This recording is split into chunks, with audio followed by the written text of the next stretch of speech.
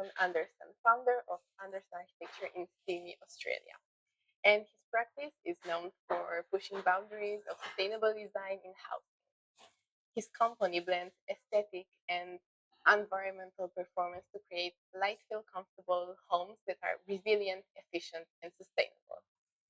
With several awards and recognitions in leading sustainability publications, Simon brings both technical insight and creative depth into this conversation. So let's dive into his story and into what it really means to design for the world we're living in and the one we're building next. So let's get to the first question. Hi, Simon. Thank you for the courage to take part of this beautiful project. I enjoy Sydney very much, so it's a beautiful city that you're working in. Yes. So let's start with the first question. It's okay. Could you briefly introduce yourself and your practice? So I have been practicing architecture in my own firm for almost 25 years. Okay, wow. But it started off very humble with beginnings. Yeah. And then slowly grown over an extended period of time, but always been the focus of sustainability and trying to make homes as sustainable as possible. So that that really got turbocharged when I did a house of my own in the Blue Mountains, Yeah. and was able to use that as an experimental building to build an off-grid house that was bushfire proof or resilient, uh, and and then learning from that how to then came this idea that houses should really be self-sufficient as possible and look after themselves and not rely on um, external energy to make them comfortable. But then also that also became the spawning ground for low carbon building. Yeah. And also that was our first project that we dipped our toe into passive house.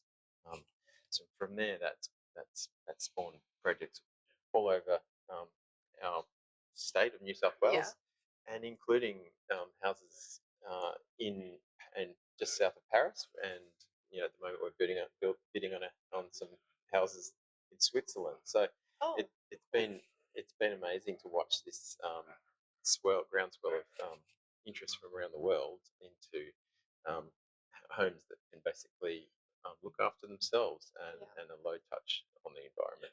Oh, cool. And now you're also building houses in Switzerland. Well, Where in Switzerland? we're bidding on 3 little houses on the side of a mountain in Switzerland. Oh, cool. A client interviewed 5 architects from around the world. So we'll see how that goes. But it was very interesting to actually visit France last year and see this project that they're really concerned about bushfire or forest fires, and they wanted to learn from our experience about how to make their home as bushfire proof as possible. So we worked on that, and also gave them some passive house design principles that would make the home more sustainable from that point of view in terms of energy, heating, cooling. Yeah. Oh, nice. So that's that project that I built in the Blue Mountains is about 10 years old now, and so that was that was a real hotbed of learning in terms of bushfire. And since then, I've now become part of the local bushfire brigade, and at the moment, I'm actually the acting captain of the local brigade. So I have to congratulations! have to look after fires in the vicinity, which is very interesting from another point of view about how to actually protect homes that aren't as well designed for bushfire. Yeah, exactly. We have to come in and help put the fires out before they get to those homes. Yeah, how cool. Thank you. Second question. How did you become an architect in Sydney, Australia? Like, what are the typical steps and qualifications required? So for me, it was a part-time course. It took 6 years at university, and I was able to work the course was set up so that you could work for a company for 4 days a week. Okay. And so you went to university um,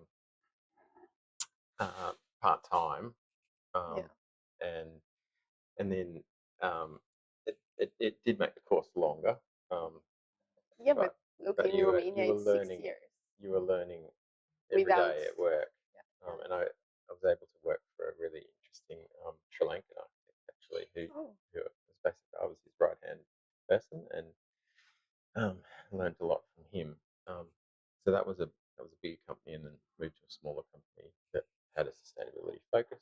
Um, and then from there, um, was asked to do private projects by friends and yeah, family, and started doing little jobs, including just things like swimming pools and small projects. So it it, it really just built up and up yeah, over the years. yeah. It's very cool that you could have like 4 days a week also working in the architecture school because look, in Romania you have 6 years, but you don't. You only need in the 6th year to work 3 months Right. for like an architecture practice. But that's it. If you want to do another job, like to have a job in architecture, you need to find it yourself, and it's not like recognized by architecture school. Right. You're not obliged. So once you finish university, you need to um, be registered. You need to get yourself registered as to use Yes, the word architect yes, in Australia. Um, so that involves um, more courses and filling in a logbook that shows your experience. So I was actually able to use a lot of the experience I gained um, yeah, before I'd even finished. And then you sit an exam, a written and an interview, and then okay, they determine whether or not to let you um, become an architect. Um, so once you have that registration, yeah, you can use the word architect, but you also have to keep up your continuing yeah, professional development and do courses, so many hours per year, yeah, and have insurance and all sorts of other. yeah. And uh, how much time do you have like to get registered? Like you're finishing architecture university, and after that, how many years or months did it to have like the final interview and the Oh, written part? it's up to you. You need to show that you're competent. Um, Okay. it, generally for people it takes a few years before from finishing to Yeah. having enough um, project experience and running projects. Yeah. So Makes sense. that's what lots of people in our firm are doing is getting that experience. And um, interestingly, it's the projects that go not so smoothly that makes it A a bit learning harder. curve because they're the ones that you'll be asked about in the interview. How did you deal with this problem? How did you overcome this? Yeah. Um, and showing that you have that experience goes goes goes well in your um, registration. Yeah. Interesting. And also that you have you said courses for it, like for the order of the architects. Like in Australia, you have some courses that you need to take. Mm. This is interesting. It's the first time when I'm hearing. Every year you have to do 20 hours of professional development, it's called. So Oh, 10 hours, or half of that 10 hours is formal courses where there's say 10 or 12 questions at the end that you have to answer, yeah. right, and submit. And then you have to upload that information. Plus, there's the 10 hours of informal, which is going to talks or Ah, okay. visiting houses or visiting buildings, that sort of thing. So you can write down Oh, that's that cool. those hours, and show that you have a broad um, knowledge of, it's meant to be across lots of different topics, Yeah. including the mundane, construction codes, Yeah. um, up to um, it, there's even been a push to engage with cultural learning about the Indigenous people, and that you had to do 1 hour of that to show that you're understanding how to think in terms of acknowledging Yeah. Indigenous peoples. Well, it looks like it's very well structured. So thank you. And let's go to the third question. You okay? Yeah. Okay, so for the third question, can you walk us through a typical design process in your country, like for the first time meeting to drawings for the license and start building it? Mm. So for us, we're approached by people generally that want a house. Mainly, we do houses,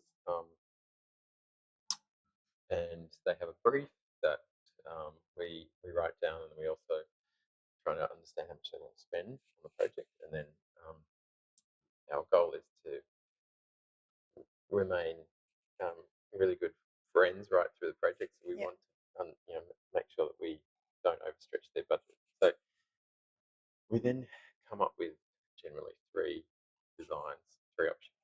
Okay. And interestingly, there's a smaller, simpler one, a medium, and a more complex um, project. Um, and it's that complex project, or generally speaking, is the client's brief, Yeah. and their budget is the small version. Yeah. Yeah. And so we present them, and we're fairly upfront about saying, look, um, some of the amazing Pinterest images that you've shown us, they're very expensive to build. Have you thought about doing it this way? Maybe the house is smaller. You can get more head architecture. Yes. If it's a smaller build. So it's this dialogue, and it's up to them to choose the direction. And, and once they've chosen one of those options or fine tuned one of them, then we have what's called a quantity surveyor estimate Yeah. how much. They're an independent consultant that deals with cost of things, and they look at it and say, we think it's going to be this much. And if that's lining up with their expectations, then we can move forward into the the um, the, the, the drawings for council, so Yeah. the authority approval, and then we can go through that process, which is not a simple thing in Okay. in Australia. Unfortunately, that it's quite a complex and takes a long time. There's lots of compliance issues that we've got to balance, basically. Um, Okay.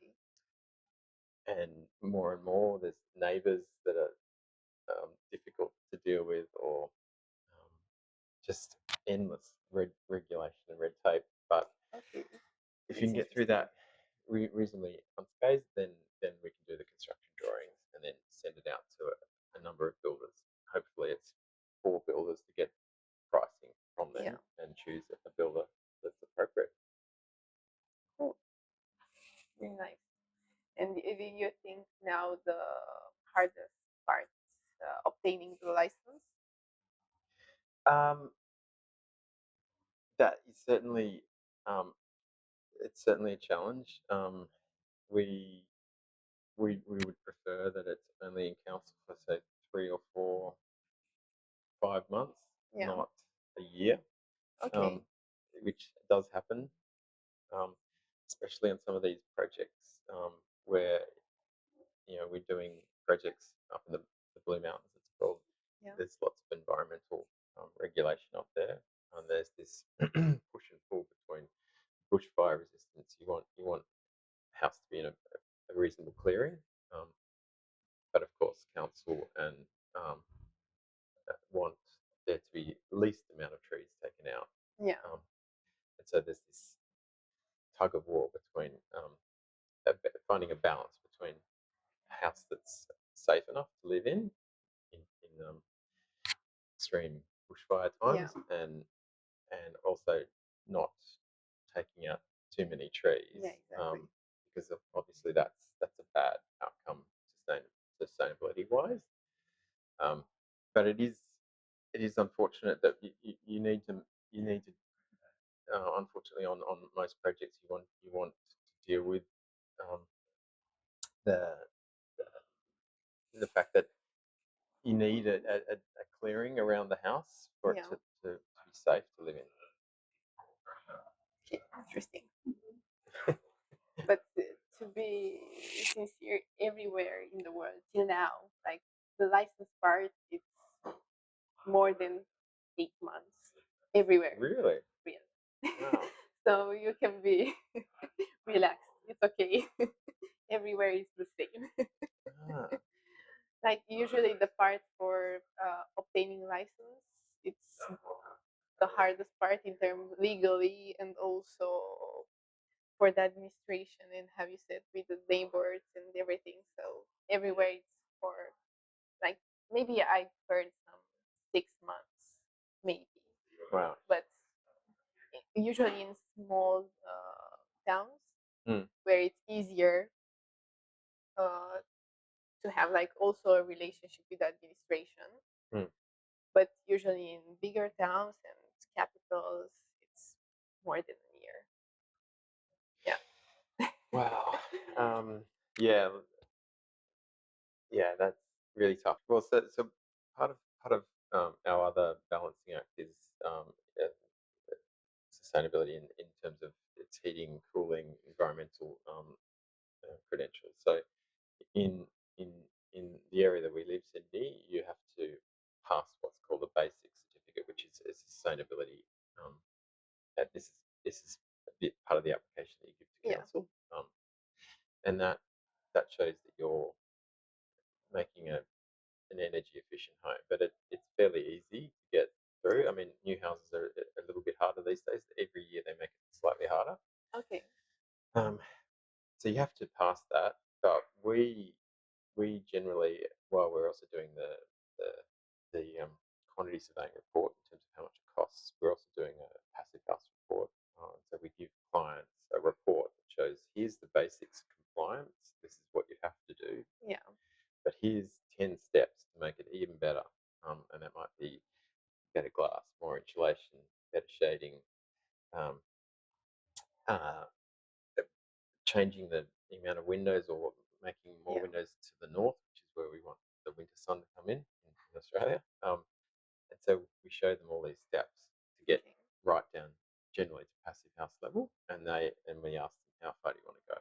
Do you want it to go all Yeah. the way to passive house, or quite often clients are happy to stop here and Yeah. Yeah. keep the skylight, or something else that we've suggested may not be a good idea in terms of energy efficiency.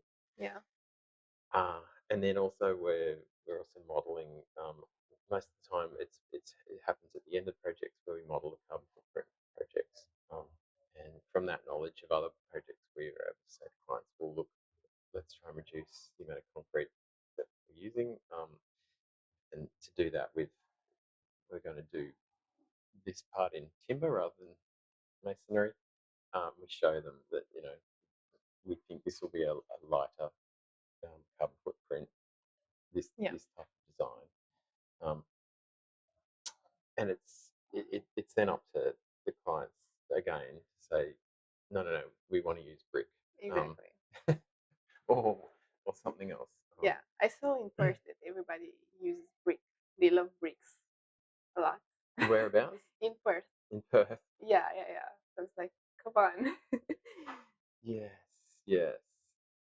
Look, there are actually carbon neutral bricks out there. So on a project at the moment, we were specifying these greener bricks.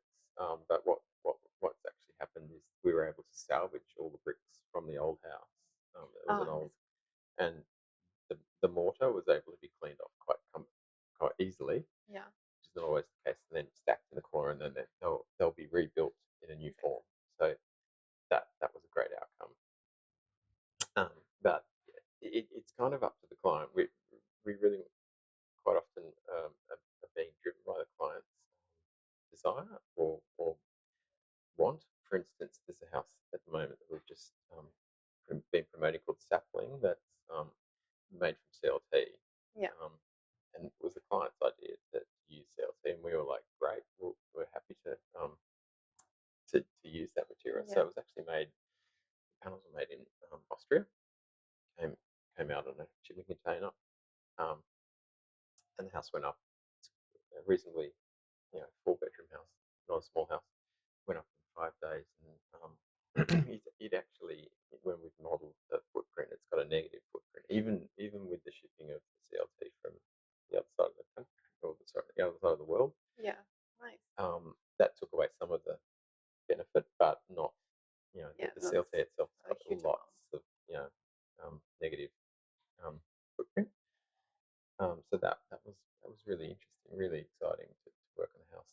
Our first house is actually a negative footprint, and it was also certified passive house, and the highest level of certified passive house, which means it produces about 4 times as much power as it uses. Yeah. And that extra power was able to charge the car. So Cool. great outcome. Great. So the fourth question is about challenges Mm. and what has been the most challenging task or situation in in a project or in business? Um, Of course, that you want to share. there are multiple challenges all the time. It's not um, an occupation for the faint-hearted. You have to have lots of resilience and lots of patience. Um, as you say, projects can um, be in council for a very long time, and they can chip away at your great ideas. In particular, in Sydney here, we actually have quite a strong, or in the inner city, there's a strong heritage requirement, and that can be quite frustrating to for them to chip away at your ideas because they don't think it's appropriate in terms of heritage. Um, Okay. Budget is a massive challenge, and it's just getting harder and harder. Materials more expensive, but labour in Sydney is very expensive. So I think it's one of the most expensive places in the world to build. Okay. Um, so that's a really challenging aspect, that people have a certain amount of money and then they have these desires and wish list of things. In Pinterest photos. Pinterest, yes. It's such a double-edged sword. Pinterest, it is great. It is great, but you have to really temper their ideas and say, look, we probably can do this and this, but that is just out of the question. There's just not enough money, unfortunately. So and that has to be done in such a way that you're not alienating them either. Um, the big challenges I see in the future are just with climate change and how resilient homes will need to become. But I think that's why our drive for passive house is answering that, um, because we need these homes that can deal with. At the moment, it's been reasonably cool or cold winter in Yeah. Sydney, and there's lots of people complaining about how cold their houses are. Don't have that issue with a passive house. And then in summer, the heat waves are just going to become more and more prevalent. Yeah. And so having a house that can deal with a heat wave, plus things like that's not even really thought about, bushfire smoke. There is a lot of smoke. Um, we when I'm wearing my fireman's hat, we do a lot of things called hazard reductions, which are basically trying to reduce the fuel load. We burn Okay. areas of bush to try and protect homes, and that actually creates this smoke that comes across Sydney. Exactly. And more people die from smoke, bushfire smoke, than they do from actually fires. So Well, I if didn't you know. can if you can filter that out with a passive house, it's possible to actually filter out the smoke and not have smoke inside your house, which is a win-win. Yeah. Let's go to the fifth question. Is there a unique or surprising regulation in your city that significantly impacts how you build? Like it's an interesting law or Hmm. Yeah, this is an interesting question. There are probably lots of um, lots of these, but one that stands out to me is we do a lot of homes that need to be bushfire resistant. Um, and interestingly, you only need to build and design the new parts of the homes to be Okay. resilient. Um, so we have what's called 5 different levels of attack, bushfire attack, up to flame zone is the highest one. So if you have a house and you're renovating an existing house, and part of that, the new part is flame zone or classified as flame zone, the new the new part's to be flame zone, but the old part can be just as it is. And so it's crazy that Yeah, a bushfire can come along, burn down exactly. the old part of the house. Hopefully, it doesn't get into the new part. I think that's crazy. Yeah. Yeah, but it's something to improve. So in the Mm. same time, probably with time, like 2, 3 years, this law will change a bit and Well, include also this type of situations. the reason they do it is just not to enforce more costs on people, which Mm, is a bit of it, it's a bit nonsensical that you can yeah. you can renovate your house, but you're not it's still in immediate danger. And let's go to the sixth one. Can you share a moment in your journey as an architect or entrepreneur or both that didn't go as you planned?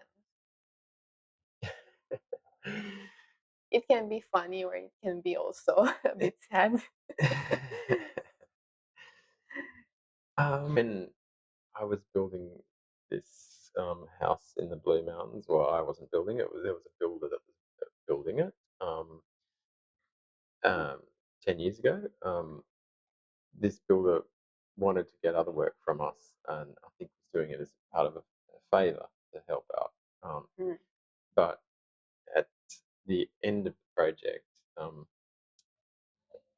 he handed it over, and it was meant to be built to what's called lock up, which is basically it's not finished, but it's to a point that you can lock the doors.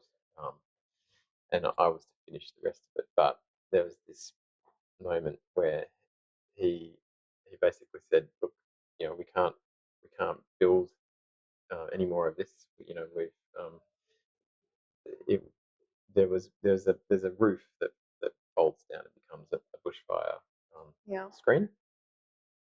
And I was standing on site with him and the foreman one day, and he said, "Look, we've never had experience with this. We don't know what we're doing. We're not interested. You build it yourself." And this is at a time when there was actually bushfires in the area, and I was um, a bit dumbfounded that that they were basically walking away, Yeah. and I had to deal with it. So luckily, I was able to find another builder friend who helped me build that particular part of the house that has become really iconic, I suppose, when you look at this house and the fact that it can completely close down and all the shutters come across and it can Yeah. look after itself in a bushfire. Um, I suppose it's quite cutting edge at the time, Yeah. so people generally builders are fairly conservative, and this was obviously way outside their comfort zone to do something like this. And yet, it's the thing that I get asked about time Yeah. and time again. Could I do something similar? A roof that folds down and Exactly. becomes a shutter. Um, Nice. But yeah, so I'm also laughing a lot with interior design because you also see every time that perfect pictures yes, with the shelves that are empty and yeah, everything.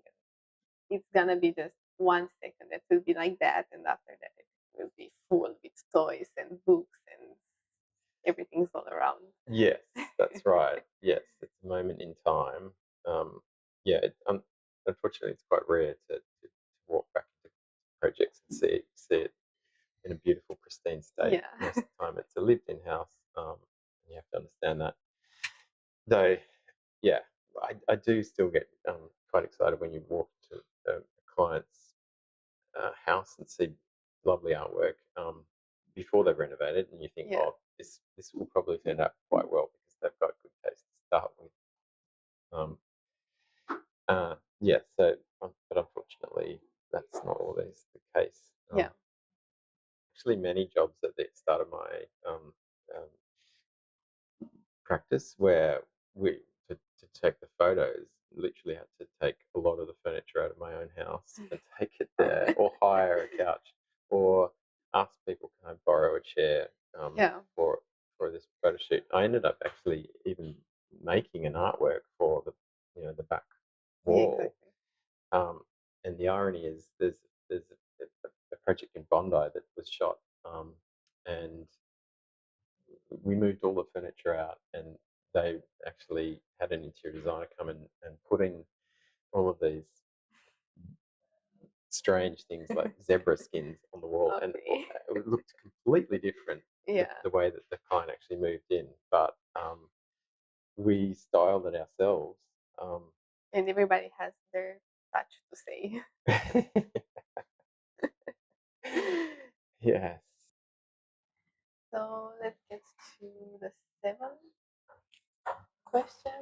What advice would you offer to young architects just starting out? And one piece of advice for the older architects, the more professional ones? Mm. Well, for younger architects, I think really just hang in there. Like it takes such a long time to slowly evolve. Believe in yourself, and know that what you're doing is good. Um, do a good job, because you'll be noticed. And one small thing leads to another slightly larger thing, and eventually um, the projects become larger and more involved. It's just practice makes perfect. Unfortunately, you need to just keep honing your skills, and it will come to you eventually. Yeah. Um, for older architects, I think it's probably just straying outside your comfort zone. It is sometimes easy to do the things and um, whereas you need to be flexible Yeah. and understand that there are other ways to do something, and maybe you can learn from someone else's experience.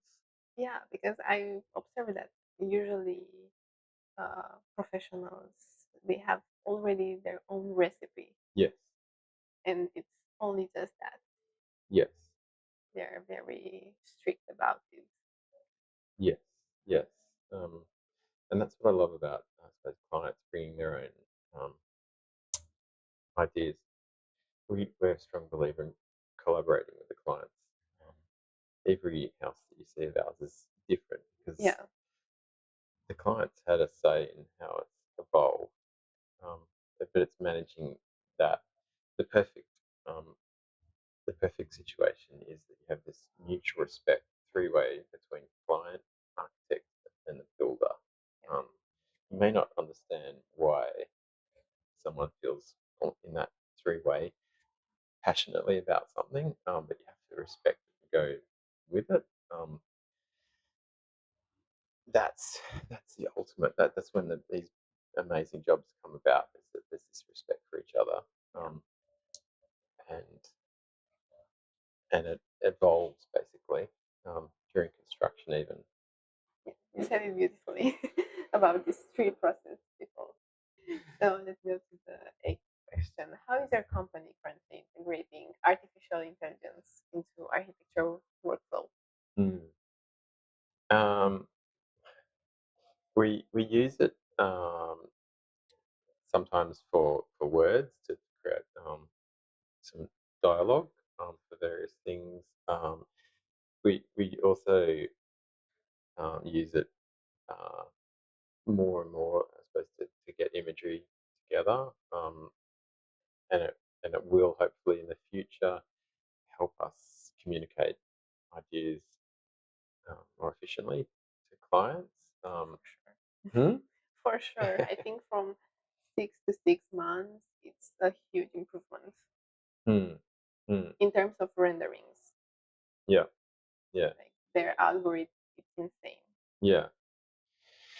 also do a lot of prefabrication of projects. The buildings are built prefab in a factory, or most large parts of it, and so hopefully that becomes more efficient. Because at the moment, there's a lot of Yeah. checking and reviewing, and you can't be perfect like a computer, I suppose. So hopefully in the future it can become broader and understand more parameters and review technical drawings much quicker than what we can. Yeah. Um, and then more of the projects can be built off-site. So there's a massive costs, but also um, quality. Yeah. Um, And huge amount of time to see every time, like if it's okay, if it's not, to mm, check every time. yeah, yeah. Um, but I do think architects are fairly immune to the idea of AI taking us over. No, I don't think they will. I mean, I think AI will come as a tool Mm, for us and will give us more time to the concept part, because usually at the concept part we are all very rushed by the client, by the council, by everybody to do ready a concept, and after that, okay, let's start gaining all the papers to start building it. mm, And now, because we will have these tools, we I think all the architects will have more time to really think to a strong idea and implement it and find the best scenario for the client itself. And mm, also for an architect, uh, for an, for architecture to be like more beautiful, nice, and in the same time in client's terms, because sometimes you do as an architect something very fast for the client and maybe it's not the best version, mm. but it's another project and you need to have like project after project to be profitable. Yes. Yeah. So I think if we use AI for making renders faster, all the checkings Mm. in terms of quality, maybe will help us to gain more creative process. Yeah, and that's right. We're at the forefront of the creative process. We're the ones that come out with the new concepts and new Yeah. ways forward. I don't think AI can do that because No, it's the human part. that's right. Yes, it's evolving. Um, so, um, yes, very very exciting. Hopefully, hopefully we can create houses and buildings that are just um, better at dealing with the environmental, basically keeping them comfortable Yeah. for as little energy as possible. Um, that's our um, motto or gain idea. My partner's a scientist, and so I have that sort of. Um, I see how she goes through the process of um, scientific reviewing and actually external people looking at her work Yeah. and commenting. And I suppose take some inspiration from that, in that there's a scientific side of what we do in terms of the passive house, but there's also there's balancing that with the artistic side Yeah.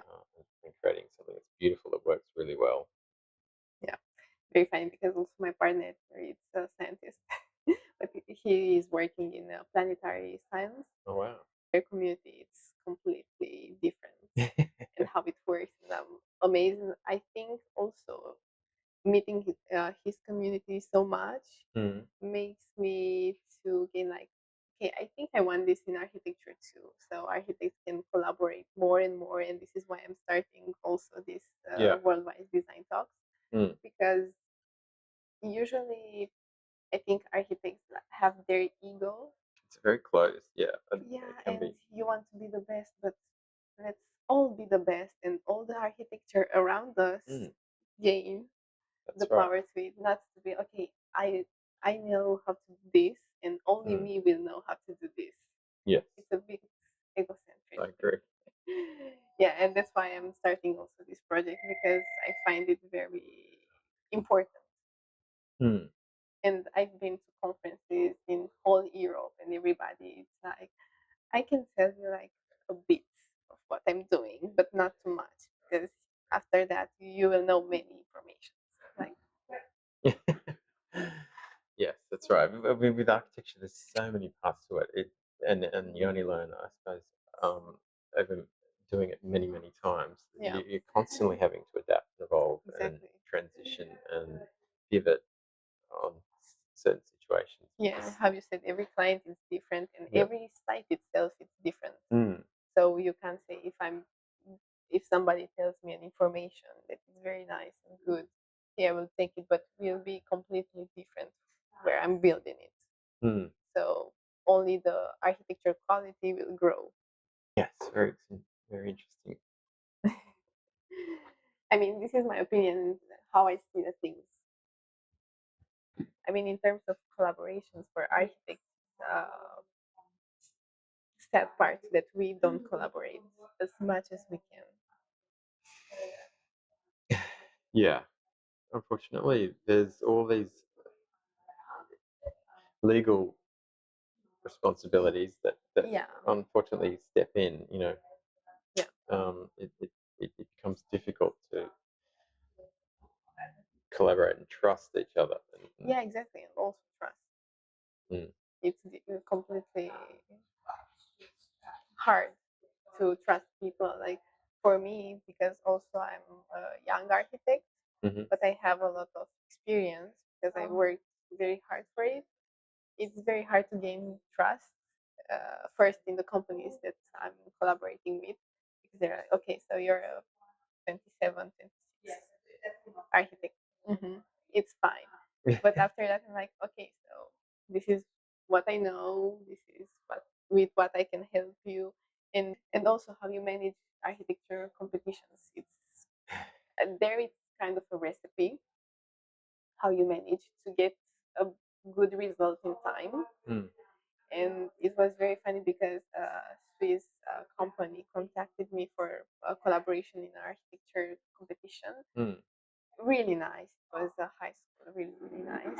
And I was like, okay, so how much time do we have till the submission? 1 month. It's like, oh, okay, so we are now just at the part of layouts and everything. No, no, we don't have anything. It's like,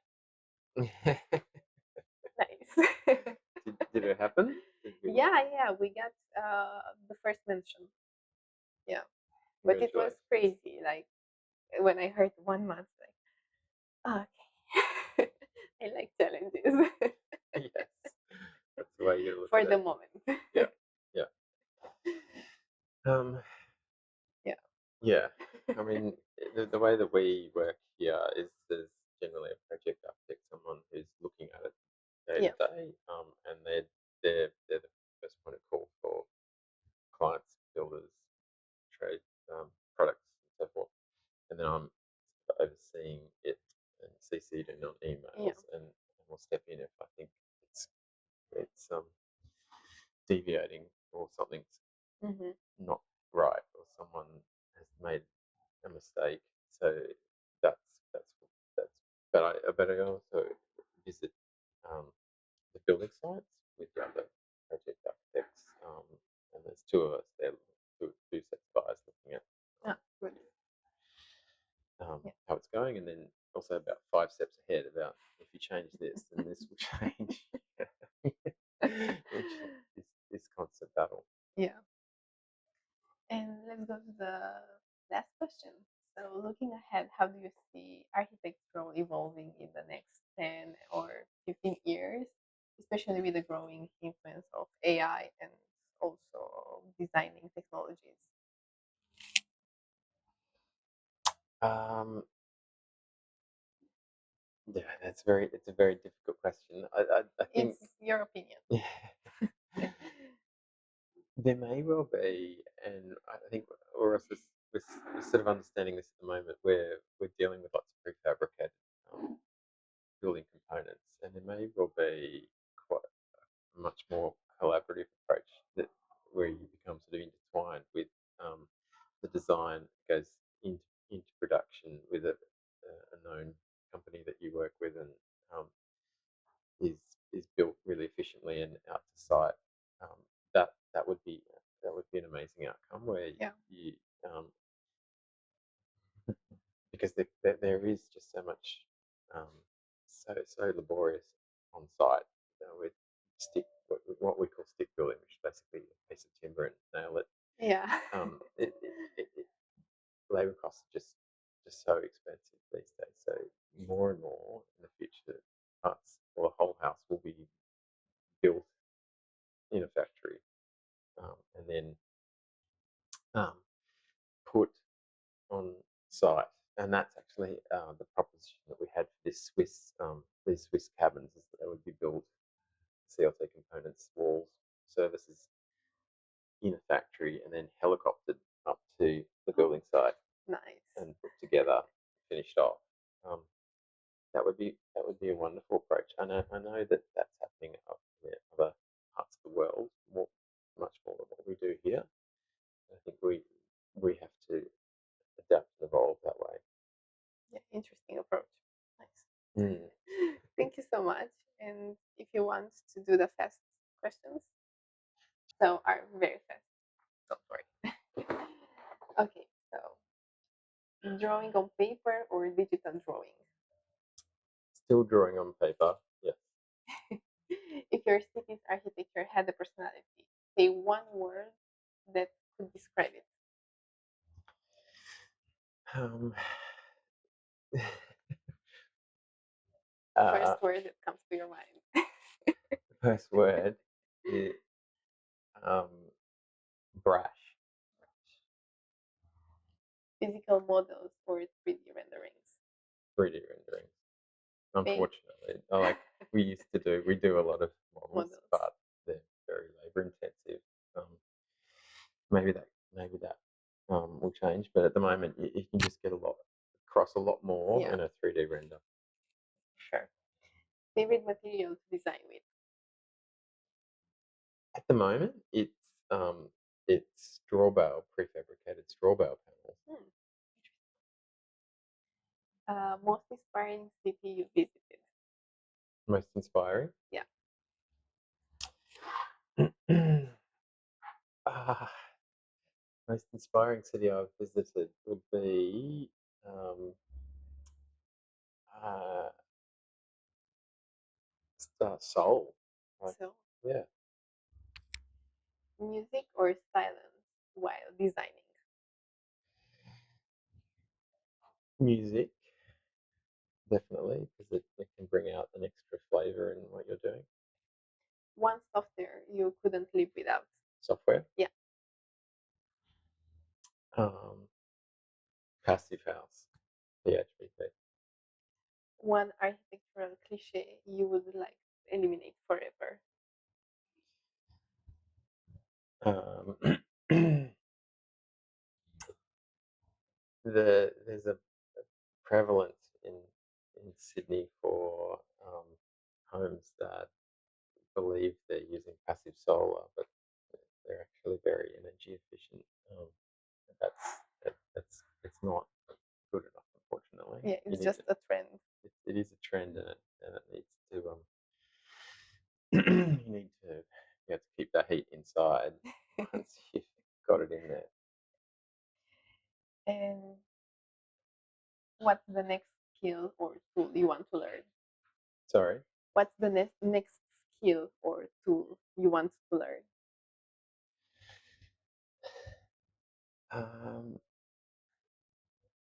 uh, yeah, I would have to say using AI for renders would be great um, exploration. I mean, I think it would be a case of two steps forward, one step back. But at the moment, I don't do that. Other people in the office do it. I would like to learn how to. I think all we need to adapt and learn it. It's a must. Mm, And the last one, if you weren't an architect, you'd be what? a carpenter. A I, carpenter. I love working Nice. with timber. Nice. Yes, it, I love working with my hands, Yeah. and I do a fair bit of carpentry, but it would be amazing to be a furniture maker. Who knows? It's still time. Yes, Thank you so much for the courage and also for the openness to respond to every question. great. Thank you. Hopefully, there's some good answers in there. Oh, for sure. It's not like a good or bad answer. Everybody has their perspective and it's very different and it's completely fine. And also, it's very nice for me and for everybody to see different perspectives Mm, about everything. It's not like a right answer. Every answer has a huge amount of information that probably most of the people don't know. mm. Thank you, Simon, so much. Thank you also for watching us. And every city has a voice, and we are here to listen. Thank you for joining us to Worldwide Design